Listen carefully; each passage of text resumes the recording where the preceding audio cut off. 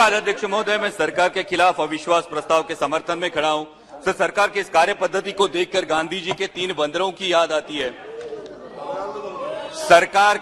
सरकार के खिलाफ कुछ भी मत सुनो, चुनाव छोड़ के देश के हालात मत देखो और विपक्ष के नेताओं को आइस करके उनकी बोलती बंद करो।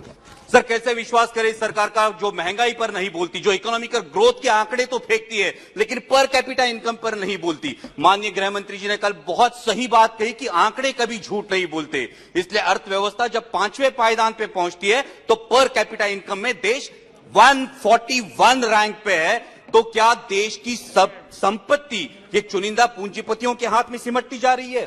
सर, ये सरकार ने कई भाषणों में किसान सम्मान निधि की बात की, लेकिन सर किसान सम्मान निधि की बात हुई लेकिन पेस्टिसाइड्स और फर्टिलाइजर्स में 4 से 5 गुना इजाफा हुआ, इसकी बात नहीं की।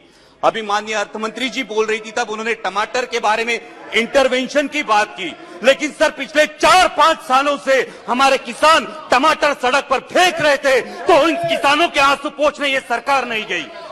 सर, वही हाल आज प्याज के दामों का है।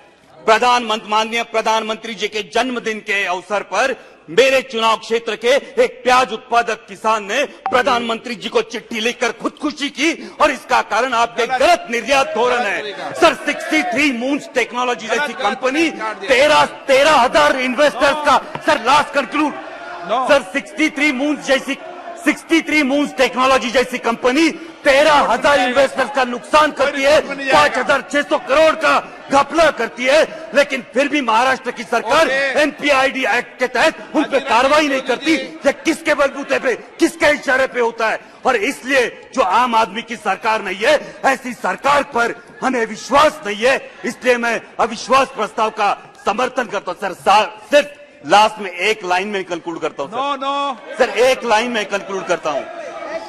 हाल ही में माननीय प्रधानमंत्री जी को लोकमान्य तिलक पुरस्कार देकर नवाजा गया, इसके लिए मैं उनका अभिनंदन करता हूं। लेकिन उसी के साथ याद दिलाना चाहता हूं लोकमान्य तिलक जी की ओर से एक लाइन को, सरकारचं डोकं ठिकाणावर आहे काय, ये आत्मचिंतन होना चाहिए।